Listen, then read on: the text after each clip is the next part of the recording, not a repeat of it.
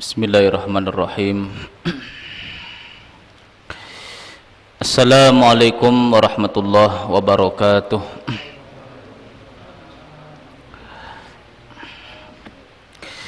Bismillahirrahmanirrahim. Alhamdulillahilladzi faqahana fid din wal 'aqibatu lil muttaqin wala 'udwana illa 'alal zalimin. Asyhadu an la ilaha illallah wahdahu la syarikalah wa asyhadu anna sayyidana wa nabiyyana Muhammadan abduhu wa rasuluhu la nabiyya ba'dah. Allahumma salli wa sallim wa barik ala sayyidina wa maulana Muhammad wa ala alihi wa ashabihi wa man tabi'a hudah ila yaumiddin, amma ba'du. Jamaah Masjid Jami'atul Ummah yang dirahmati Allah Subhanahu wa taala, mari bersama-sama kita kembali memanjatkan puji dan syukur kita, rasa terima kasih kita kepada Allah Subhanahu wa taala yang memberikan karunia begitu besar, nikmat iman dan Islam, dilimpahkannya rahmat, taufik dan hidayahnya kita bisa kembali melaksanakan sholat maghrib berjamaah. Dan tak lupa di dalam masjid ini kita selalu memperbaharui niat kita, nawaitu an a'takifa fi hadzal masjid sunnatan lillahi ta'ala, sengaja aku beriktikaf di masjid ini sunat atas kau karena Allah. Salawat serta salam marilah kita sampaikan kepada junjungan kita Nabi besar Muhammad sallallahu alaihi wasallam beserta para keluarga, sahabat, zuriat dan pengikut-pengikut beliau hingga akhir nanti. Qala al-musannifu rahimallahu ta'ala wa nafa'ana bihi wa bi ulumihi kum fid dharain, amin.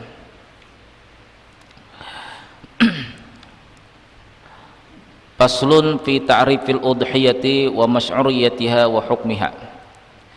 Jadi malam ini kita tidak dulu menyambung surah Yusuf bagian yang kedua, tetapi ini dari permintaan pengurus masjid untuk membahas masalah ibadah kurban.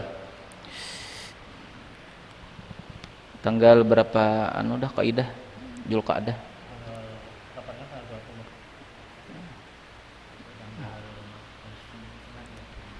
1 Zulhijjah Senin. Jadi 1 Zulhijjah nanti hari Senin lah, hari Senin.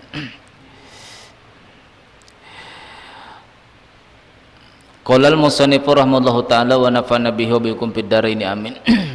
Di dalam hadis Nabi sallallahu alaihi wasallam, di antara, karena ini termasuk di antara Syahrul Hurum, bulan-bulan yang dimuliakan Allah Subhanahu wa taala dan lebih utama daripada bulan-bulan yang lain, yaitu bulan Zulhijjah.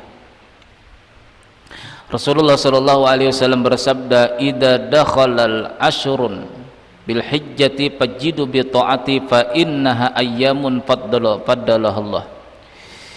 Apabila telah masuk 10 hari di bulan Zulhijjah, artinya mulai hari Senin nih, Senin yang akan datang, malam Senin, malam Sabtu, malam Minggu, malam Senin, berarti malam Senin itu sudah mulai. Apabila telah masuk 10 hari di dalam bulan Zulhijjah, maka perbaharuilah, tambahlah ketaatan, kata Rasulullah. Fa innaha ayyamun faddalahallah, karena bahwasanya 10 hari dalam Zulhijjah itu adalah hari-hari yang dimasukkan Allah Ta'ala di dalam hari-hari yang paling abdol.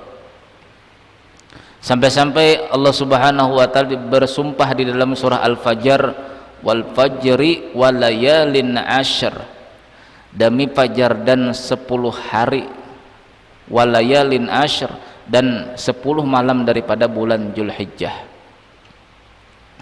Kalau kita lihat sejarah inilah di waktu Nabi Musa alaihissalam itu disuruh Allah Subhanahu wa taala untuk bermunajat kepada Allah taala di Gunung Tursina, mulai 1 Zulqa'dah sampai 30 Zulqa'dah. Wa wa'adna Musa salasina lailatan wa atmamnaha bi asyrin fatama miqatu rabbih arba'ina lailah. Manakala kami menjanjikan kepada Nabi Musa, wahai Musa, kamu 30 malamlah, kata Allah Ta'ala, di Gunung Tursina. nanti aku akan bertajalli, kata Allah. Wa wa'adna Musa salasina lailatan wa atmamnaha, kemudian kami suruh lagi supaya Nabi Musa ini, kata Allah Subhanahu wa ta'ala, menyempurnakan ditambah 10 hari, yaitu 10 hari di dalam bulan Zulhijjah. Jadi mulai di zaman Nabi Musa itu Zulqa'dah dengan 10 hari Zulhijjah itu sudah dimuliakan Allah. Wa atmamnaha bi asyrim fatama miqatu rabbih arba'ina lailah, maka sempurnalah 40 malam Nabi Musa bermunajat kepada Allah Ta'ala di Gunung Tursina. Nah, baru mendapatkan wahyu. Nah, itu asal mula lah. Asal mula jadi 10 hari dalam Zulhijjah itu termasuk bulan yang dimuliakan karena itu termasuk di antara hari-hari munajatnya Nabi Musa alaihi salam. Sehingga di dalam hadis Nabi sallallahu alaihi wasallam bulan Zulqa'dah dengan Zulhijjah itu adalah bulan-bulan berhaji. Jadi 40 hari sebenarnya lah, orang berhaji itu sebenarnya 40 hari. Mulai Zulqa'dah, 1 Zulqa'dah itu dimulai seharusnya sudah berangkat. Tapi ada haji-haji plus kah, haji VIP kah yang tidak sampai 40 hari, jangan. Kalau bisa 40 hari yang dicari. Karena ada fadilahnya orang 40 hari di Mekah itu ada.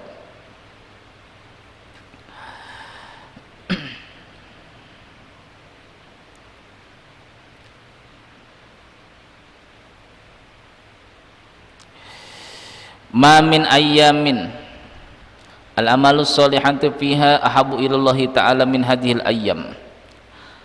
Diriwayatkan daripada Ibnu Abbas, tiada hari-hari yang amal soleh yang paling abdol, yang paling dicintai Allah Ta'ala terkecuali 10 hari daripada bulan Zulhijjah ini. Kalau dipandang hari-hari, kumpulan hari-hari itu yang paling abdul 10 hari bulan Zulhijjah. Tapi kalau dipandang 1 hari itu dipandang hari Jumat. Kalau bulan, bulan Ramadan. Nah. Lalu kata sahabat nih, sahabat bertanya, wahai Rasulullah, walal jihad fi sabilillah, sekalipun hari-hari itu orang itu berjihad di jalan Allah. Misalnya orang berperang melawan orang kafir 10 hari atau 20 hari, mana bandingannya orang yang beramal ibadah 1 Zulhijjah sampai 10 Zulhijjah? Lebih mending orang itu berbuat ketaatan kepada Allah pada 10 hari bulan Zulhijjah ketimbang orang itu berperang di jalan Allah selain daripada bulan Zulhijjah.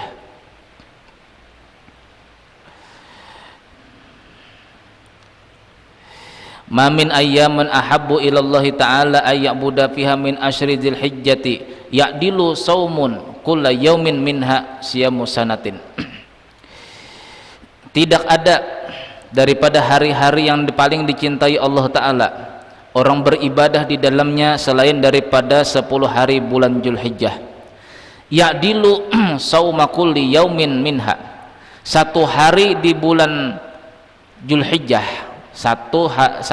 tanggal 1 sampai tanggal 10 Zulhijjah itu bandingannya ibadah sama dengan hari itu dinilai kita berpuasa.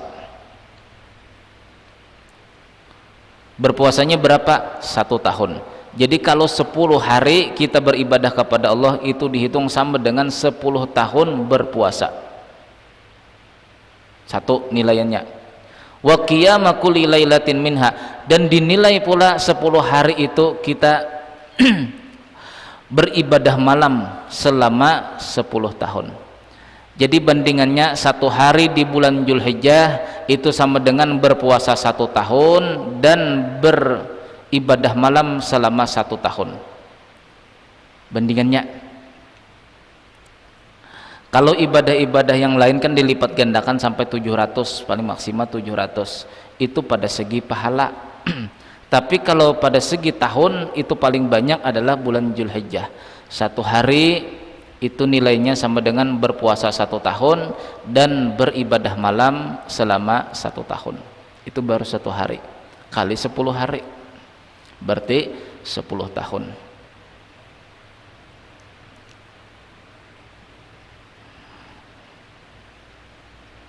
Nah, lalu apa amalannya sebelum kita masuk kepada bagaimana hukum berkurban? Jadi kita masuk kepada hari-hari Zulhijjah dahulu.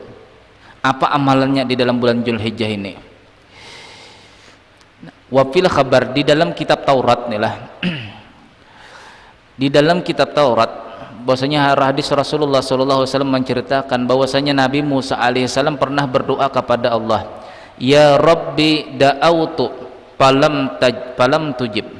Wahai Allah, saya banyak berdoa, kata Nabi Musa, tetapinya sampean belum mengabulkan. Fa'allimni syai'an ad'uka bika bihi. Ya Allah, lajari saya, kata Nabi Musa, bagaimana sesuatu yang saya apabila amalkan sampean mengabulkan doa saya. Amalan apa wahai Allah supaya doa saya itu engkau kabulkan? Fa'auhallahu ta'ala ilahi ya Musa. Kemudian Allah subhanahu wa ta'ala berwahyu kepada Nabi Musa, wahai Musa, idza dakhala ayyamul ashri min dzilhijjati qul la ilaha illallah. Wahai Musa, apabila masuk 10 hari di bulan Zulhijjah, maka hendaklah kamu membaca la ilaha illallah. Aqdi hajataka, aku akan mengabulkan hajat-hajat kamu. Ya, jadi dalam setahun ini ada hajat kita yang misalnya belum dikabulkan Allah, supaya dikabulkan Allah Ta'ala 10 hari bulan Zulhijjah ini kita banyak-banyak membaca la ilaha illallah dan berdoa setelahnya. Jadi misal tengah malam walaupun 2 rakaat lah la ilaha illallah 100, habis membaca 100 berdoa kepada Allah Ta'ala apa hajat kita yang selama 1 tahun ini belum dikabulkan Allah. Karena 10 hari bulan Zulhijjah ini termasuk hari-hari yang paling dimuliakan Allah ketimbang orang berjihad di jalan Allah. Nah, istimewanya.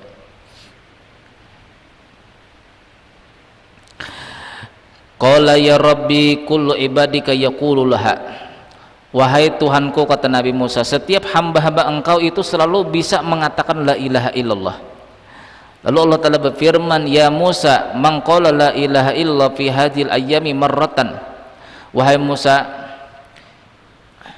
barang siapa di bulan Zulhijjah itu, kata Allah, mengatakan la ilaha illallah marratan 1 kali, la wudi'ati samati wa sab'u wal arduna sab'u fi kafatin mizan wa la ilaha illa fi kafatil ukhra la saqalat wa rajjahat hadhil maqalatu alaihinna jami'an.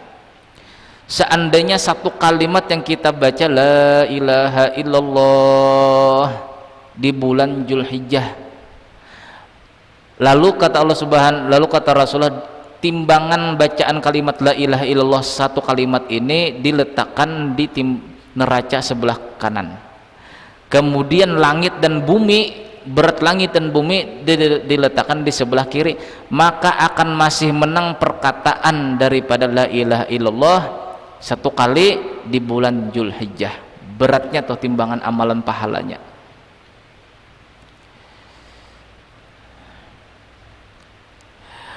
Waruya Ibnu Abbas radhiyallahu anhuma al-yaumul ladzi ghafarallahu fihi li Adam.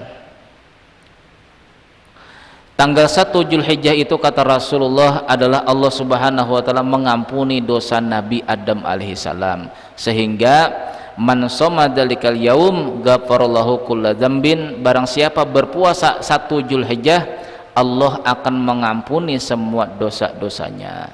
Itu 1 Zulhijjah. Allah Ta'ala menerima tobat Nabi Adam 1 Zulhijjah. Wa yaumul tsani, adapun hari yang kedua, istajaballah doa Yunus alaihi salam fa akhrajahu min batnil hut 2 Zulhijjah. Allah Subhanahu wa taala mengabulkan permintaan Nabi Yunus, dikeluarkan Allah Subhanahu wa taala daripada perut ikan nun. Itu tanggal 2 Zulhijjah. Maka barang siapa berpuasa pada hari itu, kata Rasulullah, maka seolah-olah dia beribadah kepada Allah Ta'ala 1 tahun, yang 1 tahun itu tidak dipandang Allah Ta'ala orang itu maksiat. tidak bercampur maksiat, itu berpuasa 2 Zulhijjah. Wa yaumus salis, hari yang ketiga 3 Zulhijjah, alladzi istajaballahu fihi doa Zakaria alaihi salam. Allah Subhanahu wa taala mengabulkan doa Nabi Zakaria alaihi salam pada hari 3 Zulhijjah. Wa man shoma dzalikal yaum istajaballahu du'aahu. Barang siapa berpuasa 3 Zulhijjah, Allah akan mengabulkan doa-doanya. Wa yaumur rabi, hari yang keempat, al yaumul ladzi wulida fihi Isa alaihi salam. 4 Zulhijjah itu dilahirkannya Nabi Isa alaihi salam. Man shoma dzalikal yaum naqallahu anhul ba'sa wal faqra. Barang siapa berpuasa 4 Zulhijjah, Allah akan menghindarkan daripadanya kesengsaraan dan kepakiran. Wa yaumul khamis, hari yang kelima 5 Zulhijjah, al yaumul ladzi wulida fihi Musa alaihi salam. Dilahirkannya Nabi Musa alaihissalam pada tanggal 5 Zulhijjah. Man shoma dzalikal yaum, barang siapa berpuasa pada 5 Zulhijjah, buri'a minan nifaqi au min adabil qabri, dia akan dilepaskan Allah daripada sifat munafik dan terhindar daripada azab kubur. Nah, 1 hari jadi berpuasa tuh, apalagi ke-9 harinya. Wa yaumus sadis, hari yang ke-6, al yaumul ladzi fatahu ta'ala linabihi fihi khaira. Pada 6 Zulhijjah itu Allah Subhanahu wa taala memberikan kemenangan kepada nabi kita Nabi Muhammad sallallahu alaihi wasallam pada waktu pembukaan kota Mekah. Itu bertepatan hari Jumat dahulunya. Nabi sallallahu alaihi wasallam pakai imamah, pakai baju hitam. Bertepatan hari Jumat. Tetapinya ini bukan hal yang disunahkan untuk kita memakai baju hitam di saat sholat Jumat. Kenapa Nabi SAW pakai jubah hitam, pakai sorban hitam? Bahkan Sayyidina Ali pun dipasangkan surban oleh Rasulullah SAW dengan surban hitam, dikarenakan itu di saat masih peperangan, pembukaan kota Makkah, bukan sebab itu hari Jumat. Nah, jadi bedakan, hari Jumat khusus untuk baju putih, bukan baju hitam. Kenapa Nabi SAW pada waktu pembukaan kota Makkah pakai baju hitam? Dikarenakan itu suasana peperangan. Nabi senang dengan pakaian-pakaian yang gelap di saat berperang, baju hitam, baju merah. Rasulullah sering pakai baju demikian. Nah, barang siapa yang berpuasa pada 6 Zulhijjah, Allah akan memandangnya dengan pandangan rahmat. Wal yaumus sabi', hari yang ke-7, al yaumul ladzi yuqlaqu fihi abwabu jahannam wa la tutau hatta tamdi ayyamul asyri. Hari 7 Zulhijjah, Allah Subhanahu wa taala akan menutup pintu neraka jahanam dan tidak akan dibuka terkecuali setelah selesai 10 Zulhijjah. Tanggal 11 baru dibuka lagi pintu neraka jahanam. Yang ke-8,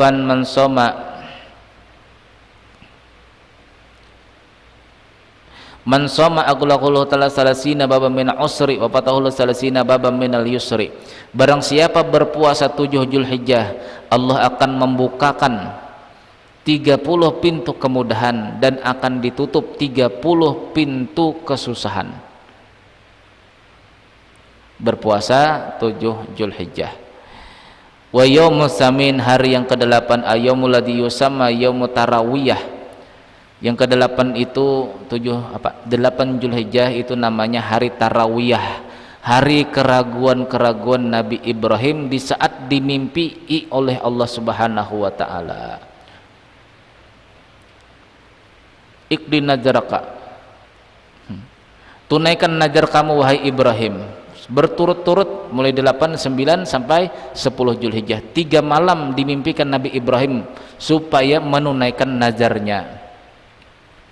Karena Nabi Ibrahim alaihissalam pernah, seandainya anakku sendiri pun kalau disuruhkan Allah Ta'ala untuk disembelih, akan kusembelih kalau itu perintah Allah Ta'ala. Hebatnya Nabi Ibrahim adalah berkurban setiap tahun 10.000 kambing kalau tidak salah. 1000 sapi, 100 unta kalau tidak salah, hitungannya seperti itulah. Lalu datang malaikat menguji, datang malaikat Jibril menyupari manusia, wahai Ibrahim, sampai ini tiap tahun berkurban dengan jumlah yang begitu banyak. Lalu kata Nabi Ibrahim, seandainya disuruh Allah Ta'ala pun anakku nanti akan disembelih, aku pun akan menyembelih kalau itu perintah Allah Ta'ala. Nah, setelah kelahiran Nabi Ismail alaihissalam,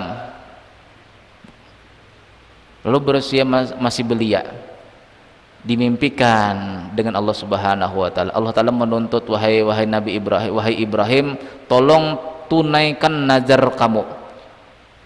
Bingung Nabi Ibrahim. Pada tanggal malam Zulhijjah, malam ke-9 begitu lagi, malam ke-10 baru paham Nabi Ibrahim. Dahulunya pernah mengatakan, seandainya Allah Ta'ala menyuruh aku untuk menyembelih anakku, akan kusembelih anakku kalau itu perintah Allah Ta'ala. Nah, itu namanya hari Tarawiyah. Keraguan-keraguan Nabi Ibrahim di saat dimimpikan Allah Ta'ala untuk menunaikan nazarnya. Hari ke-9 yaitu hari Arafah. Barang siapa yang berpuasa pada hari Arafah yaitu 9 Zulhijjah, 1 hari sebelum hari raya ibadah kurban, maka Allah Subhanahu wa Ta'ala akan mengampuni dosanya setahun yang akan datang dan setahun yang telah lalu. Nah, itu diantara fadilah-fadilah daripada hari-hari yang dimuliakan Allah Subhanahu wa Ta'ala. Masuk kita kepada pembicaraan hukum berkurban. Yang pertama, pendapat daripada Imam Abu Hanifah bahwasanya hukum berkurban itu hukumnya wajib. Jadi berdosa, orang yang tidak berkurban itu berdosa.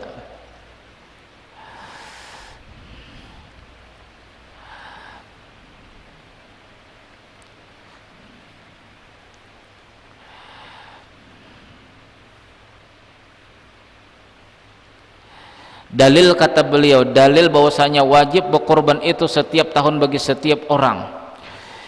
Ada hadis Rasulullah SAW, man wajada si'atan falam yudahi fala yaqrabanna musallana hada. Barang siapa yang memiliki keluasan rezeki sedangkan dia tidak mau berkorban, maka janganlah, kata Rasulullah, dia itu mendekati musalla kami, tempat sholat hari raya kami. Artinya suruh di rumah aja sholat. Ini bagi yang mampu tapi tidak mau berkorban. Terkadang ada orang tuh gajinya banyak, inilah gajinya banyak sampai 4 juta misalnya, tapi cukup untuk membayari hutang-hutangnya. Apakah dia wajib? Tidak wajib. Ini pendapat Imam Abu Hanifah. Jadi bila mampu tapi dia tidak mau berkorban, maka orang itu berdosa, kata Imam Abu Hanifah. Ini pendapat yang pertama. Pendapat yang kedua daripada Imam Malik, Imam Syafi'i dan Imam Ahmad bin Hambal, bahwasanya berkorban itu hukumnya sunnah muakkad. Sunnah muakkad. Yang walaupun Imam Malik ada sebahagian pengikut Imam Malik mengatakan wajib, tetapinya paling banyak pendapat Imam Malik ini mengatakan hukumnya sunat. Karena ada hadis Nabi Shallallahu Alaihi Wasallam yang kalau dipaham, nih lah, kalau dipaham di sini dalam hadis Nabi ini, dalil Imam Malik, Imam Syafi'i dan Imam Ahmad bin Hambal mengatakan bahwasanya berkurban itu hukumnya sunnah. Idza ra'aitum hilala dzilhijjati, apabila kalian, kata Rasulullah, melihat awal bulan daripada Zulhijjah, wa arada ahadukum, dan kalian menginginkan, berencana, ayyudhiya, untuk berkorban, berarti pemahamannya orang yang ada keinginan.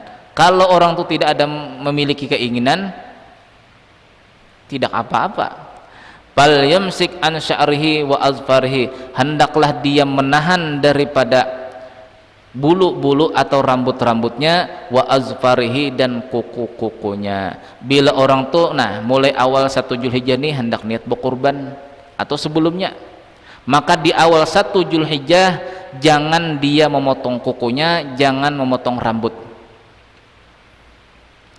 jangan memotong kuku, bagi orang yang ingin berkorban, tentu yang sudah ada catatannya tuh, nah tak siapa nama-namanya di sana. Jangan memotong kuku, jangan memotong rambut, biar aja sepanjang-panjangnya dahulu.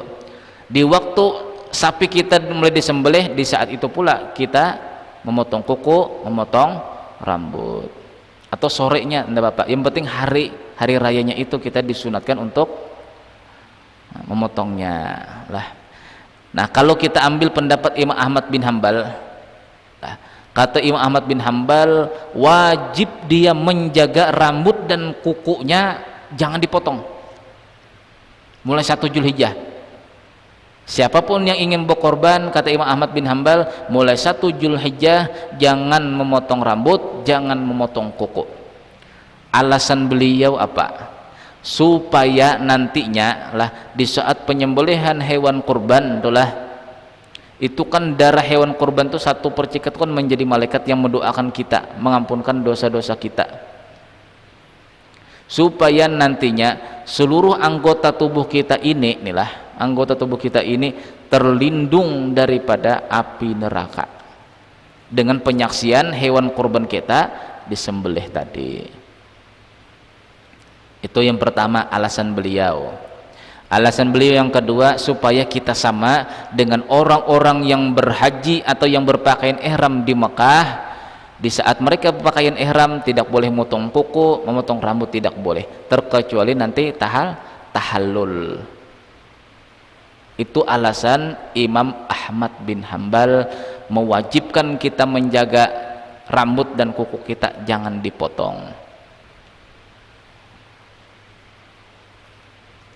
Nah, adapun Imam Malik, Imam Hanafi dan Imam Syafi'i itu menyuruhkan lah, Imam Syafi'i dan Imam Malik itu mensunnahkan saja, tidak mewajibkan.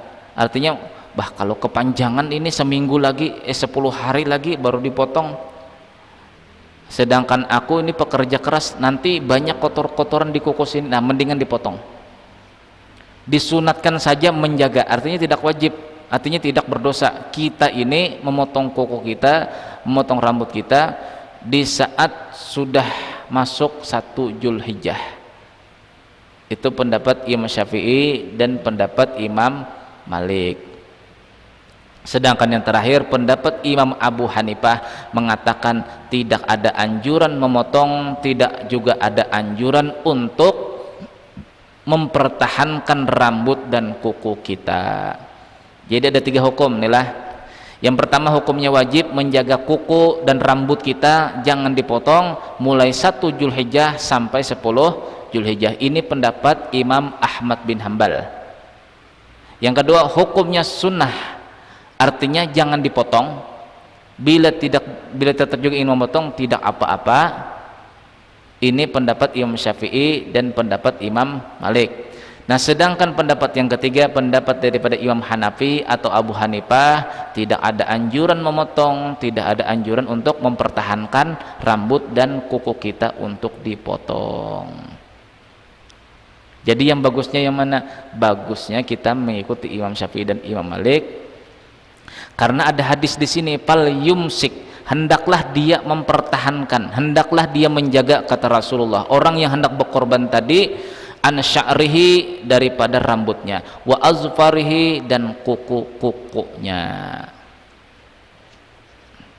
Itu bagi yang hendak berkorban, kata Rasulullah.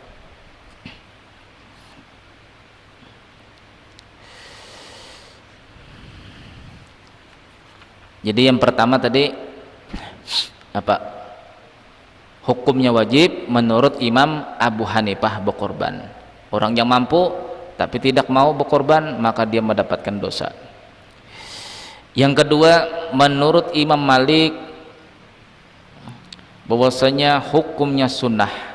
Imam Syafi'i hukumnya sunnah. Imam Ahmad bin Hambal mengatakan hukumnya sunnah.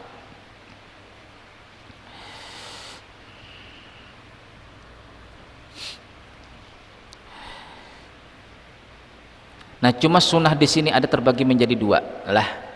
Ada namanya sunnah kifayah, ada namanya sunnah ainin, sunat pribadi.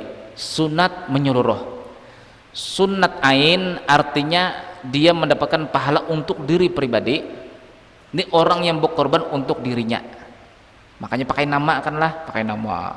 Ini misalnya orangnya bujangan nih lah, aku di rumah sendirian, aku masih mengkos tapi aku ada kemampuan rezeki. Nah lalu ada dimasukkan nama dia di sana, itu namanya sunnah ain, sunat pribadi.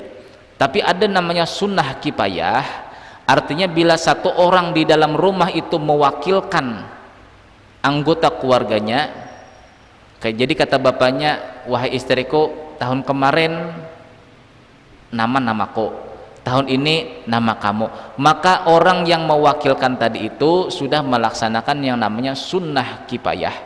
Karena di setiap rumah itu mendapatkan apa? Mendapatkan anjuran sunnah kifayah, artinya pahala sunat tapi bisa diwakilkan di antara anggota-anggota keluarga yang di dalam rumahnya. Jadi setiap rumah kita nih lah, rumah kita mulai di RT 10 nih lah, RT 10 mulai nomor 1 sampai nomor selanjutnya itu disunahkan satu buah rumah itu berkorban. Nah kemudian hukumnya dalam satu rumah itu namanya sunnah kifayah, artinya sunat yang apabila satu orang di anggota keluarga tadi yang melaksanakannya, maka seluruh anggota keluarganya itu mendapatkan pahala sunat lah. Nah adapun yang pribadi itu namanya sunat ain lah. Ini bedakanlah. Tetapinya beginilah ada lagi di dalam mazhab Imam Syafi'i ini hukum ibadah kurban ini ada dua. Yang pertama tadi sunat lah, sunat ain sama sunat kifayah. Tetapi ada lagi yang namanya hukum wajib apabila dua syaratnya. Yang pertama apabila berkorban itu dinazarkannya. Itu jelaslah, misalnya apabila banyak rezeki tahun ini aku akan berkorban, maka hukumnya wajib berkorban. Tapi ingat nih lah, setiap nazar, setiap wajib berkorban, maka seluruh daging tidak boleh diambil oleh orang yang berkorban tersebut. Kita bernazar, kalau ada rezeki tahun ini, nah pokoknya aku berkorban, berarti bernazar, ternyata ada rezeki bisa beli kambing, maka satu gigit pun daging kambingnya tadi tidak boleh dimakannya, hukumnya haram karena bernazar. Jadi hati-hati lah, ini sepakat ulama, apabila daging itu hewan kurban tadi itu adalah hewan yang dinazarkannya, maka hukumnya wajib diserahkan kepada fakir miskin, tidak boleh dia mencicipi satu gigit daripada dagingnya tersebut. Makanya hati-hati bernazar. Satu, jadi hukum wajib berkorban apabila dinazarkan. Yang kedua adalah bil ja'li. Ada istilah Imam Abu Hanifah di dalam kitab sinilah, amal wajibu fahiya awalan al manzuratu. Jadi kata Imam Abu Hanifah, udhiyah itu berkorban itu hukumnya wajib apabila ada dua perkara. Yang pertama al manzuratu apabila dinazarkan. Nah ini sudah sepakat, sudahlah kita sepakat, 4 mazhab sepakat. Yang kedua al mustaratu lil udhiyati, orang yang hendak berkorban itu mengisyarat, inilah, ini artinya ja'liyah itu artinya menentukan suatu binatang untuk dia korbankan. Itu hukumnya seperti hukum nazar. Misal sampean punya kambing banyak situlah, nah ini kemarin sudah ada yang beli, sudah beli. Nah tinggal satu itu nah jadi hewan kurbanku tahun ini, maka tunjukkan kita isyarat kita yang seperti ini, itu menjadikan bahwasanya kita wajib berkorban dengan kambing tersebut. Oleh karena wajib, maka itu seperti hukum nazar dan tidak boleh kita memakan daging kambing tersebut sedikit jua pun. Jadi jangan menentukan al-mustaratu al-udhiyati, mengisyarat atau menentukan suatu binatang ini untuk korbanku tahun ini. Ini pendapat pertama lah, pendapat yang paling banyak. Apabila kita menentukan suatu binatang lah untuk dikorbankan, ini sama kita mengkaitkan dengan nazar, Pak. Contoh, inilah, ini kambing kok lah, berarti rezeki, inilah rezeki kambing kita. Ini untuk kurban hari tahun ini. Itu sama, dia itu menyerahkan bahwasanya inilah kurban tahun ini, inilah binatang kurbanku tahun ini. Itu seakan-akan dia bernazar. Ini kebanyakan ulama mengatakan bahwasanya ja'liyah seperti ini, menentukan suatu binatang dijadikan ketentuan suatu kurban pada hari itu, maka itu hukumnya adalah berkurban wajib. Dan apabila itu hukumnya wajib, maka tidak boleh sedikit juga pun kita mengambil dagingnya. Ini pendapat yang paling banyak. Nah, ada lagi yang berpendapat apabila memang itu suatu kebiasaan orang awam, artinya kebanyakan kita memilih kambing, aku itu aja ya untuk kurbanku tahun ini, padahal kita beli inilah, maka itu dimaafkan karena orang awam sudah tidak terlalu paham masalah yang seperti ini. Jadi apabila kita itu mengkhususkan ini untuk tahun ini, maka itu hukumnya jadi kurban wajib, kata kebanyakan ulama. Nah, adapun sebahagian ulama mengatakan tidak apa-apa bagi orang awam yang belum paham masalah yang seperti ini. Yuk kita berangkat ya, mencari kambing ya, cari kambing kurban, berangkat. Pak, aku beli yang itu aja ya. Untuk apa? Untuk kurban tahun ini. Nah, berarti hukumnya wajib. Kalau kita pandang asal hukum nih lah. Nah, ini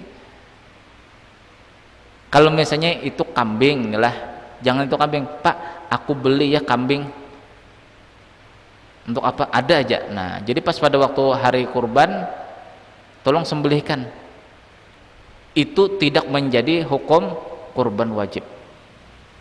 Tapi bila diisyaratkan untuk tahun ini, berarti dia mengisyarat bahwasanya kenapa itu hukumnya wajib lah, menentukan untuk tahun itu hukumnya wajib. Itu sama dengan dia itu bernadar untuk beribadah, ya kah? Berkurban kan ibadah. Satu, tahun ini ketentuan ibadah, itu sama seperti hukum nazar. Memang kalimat yang seperti ini banyak kita inilah, masyarakat kita banyak yang mengatakan seperti ini, tetapinya tetap juga mengambil dagingnya tadi. Kalau mengikuti pendapat yang pertama yang paling banyak, bahwasanya kita tidak boleh mengambil apabila perkataan kita yang seperti tadi. Tapi kalau mengikuti pendapat yang sebahagian kecil, karena ini orang awam tidak paham bahasa-bahasa yang seperti ini, maka itu dimaafkan. Bismillah. Alasan kata Imam Abu Hanifah nih lah, alasan beliau yang seperti itu,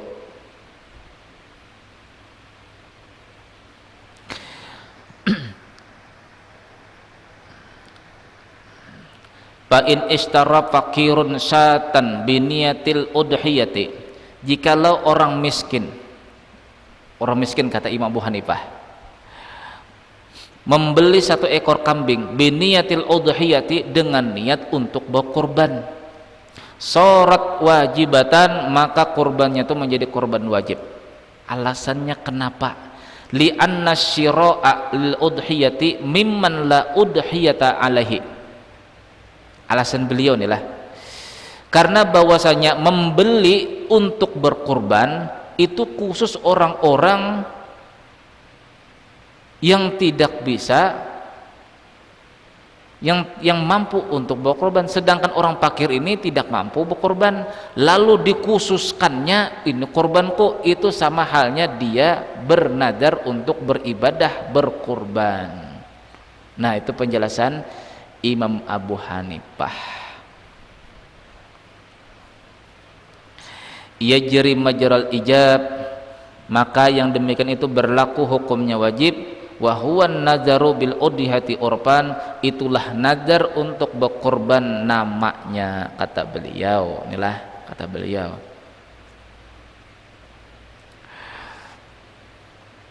Sulit kita inilah. Maka nih banyak kita mengatakan seperti, bahkan kita sendiri yang mencari kambingnya, mencari sapinya.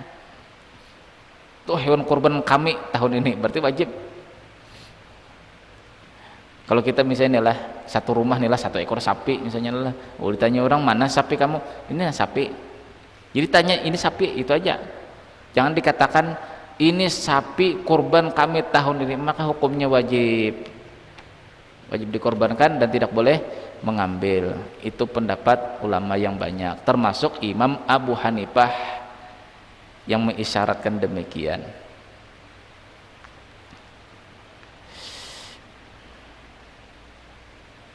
Nah, jadi ini yang pertama adalah kita bahas masalah hukum. Kemudian bagaimana cara pembagian nanti, insya Allah minggu ya subuh minggu kapan aja lah, insya Allah kita sambung teruslah subuh minggu malam Senin apabila tidak selesai inilah. Yang kedua, hukum membagikan inilah. Apakah ada ketentuan, misalnya ketentuannya sepertiga atau itu? Tidak, sebenarnya tidak ada ketentuan lah, cuma yang patut memiliki hewan korban itu 3. Yang pertama diri kita untuk mengambil berkahnya, dan yang kedua fakir miskin, dan yang ketiga jiran-jiran kita. Kita mengambil hewan kurban, daging hewan kurban kita tuh untuk mengambil berkah. Atau adapun untuk orang fakir miskin itu boleh, itu namanya hukum sedekah. Bila hukum sedekah itu ada 2 lah. Bila hewan kurban kita ini kita kasihkan kepada fakir miskin, maka fakir miskin itu mendapatkan hukum yang namanya hukum menerima sedekah dari kita. Bila sedekah berarti boleh 2 pekerjaan yang dilakukannya. Yang pertama lil ukli, memakannya. Yang kedua lil bai'i, boleh dijualnya. Paham?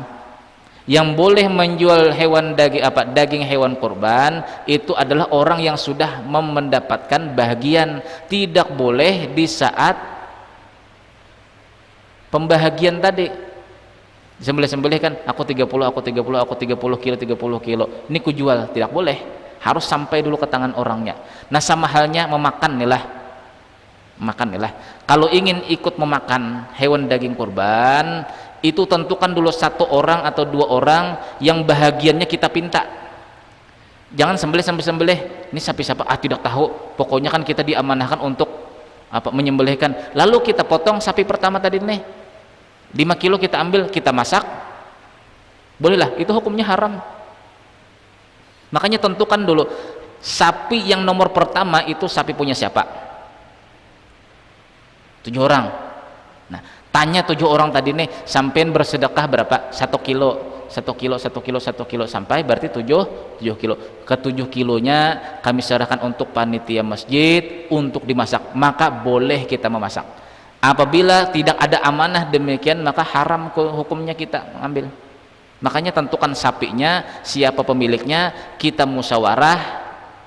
Kalau ingin juga makan daging kambing, daging sapi tadi nah, pada waktu ya kan lah, jangan jadi pengurus nih lah, sembelih sapi siapa enggak tahu dah, pokoknya masak sana, bawa ke sana, masak ke sana. Enggak boleh. Selesaikan dulu haknya, hak siapa ini. Nah, berarti sampai 1 kilo berarti 7 kilo. Tanya 7 orang tadi ini, nah mau enggak menyumbang 7 kilo? Pokoknya kami sepakat 7 kilo. Nah, boleh. Langsung dimasak, dimakankan kepada pengurus penyembelih tadilah. Jadi ini harus ada izin. Jadi yang pertama itu mengambil berkah kita. Yang kedua, apabila kita kasihkan kepada fakir miskin, ba'isal fakir, dalam Al-Quran dalam surah Al-Hajj itulah, wa at'imul ba'isal fakir. Tujuan daripada kurban itu adalah wa at'imul ba'isal fakir, mengasih makan orang sengsara dan orang-orang fakir. Itu tujuan utama orang berkorban. Wa at'imul ba'isal fakir. hukum sedekah. Bila sedekah berarti boleh dimakannya, boleh dijualnya. Adapun jiran kita yang ekonominya ekonomi menengah lah, apalagi ekonominya menengah ke atas, kita kasihkan daging kurban tadi, kebolehannya cuma satu, yaitu untuk dimakan, tidak boleh dijualnya, karena itu hukum hadiah. Sama kita nih lah, kita dihadiah orang baju, nah baju lah nih hadiah Pak Ustadz, ini hadiah Pak Anoy, Pak Haji, kita jual tidak boleh. Kalau ingin juga tidak terpakai, kita kasihkan sama orang lain, itu hukum hadiah. Memang kita ini berat dalam masalah hukumnya lah, kalau tidak anu lah. Nah,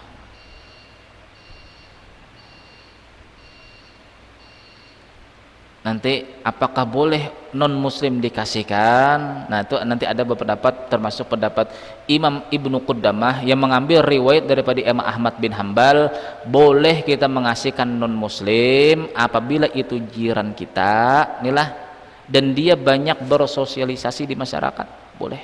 Bahkan kita sakit dia lebih duluan menolong kita. Maka kata Imam Ibnu Qudamah yang mengambil riwayat daripada Imam Ahmad bin Hambal, dan beliau pernah ditanya boleh tidak, boleh kata beliau.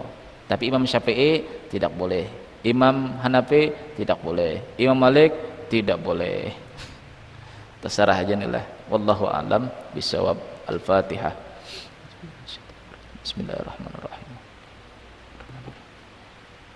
Bismillahirrahmanirrahim. Alhamdulillahirabbil alamin wassalatu wassalamu ala asyrofil mursalin sayyidina lana Muhammadin wa ala sahbihi wa barik wasallim ajmain. Allahumma ighfir lana ma akhtana wa ma ta'amadana wa ma asrarna wa ma alanna wa ma anta minna antal muqaddim wa antal muakhir la ilaha illa anta hasana wa fil akhirati wa qina nar. Wassallallahu ala sayyidina Muhammad ya rabbil alamin. Subhanakallahumma wa bihamdika asyhadu an la ilaha illa anta astaghfiruka wa atubu ilaik. Assalamualaikum warahmatullahi wabarakatuh.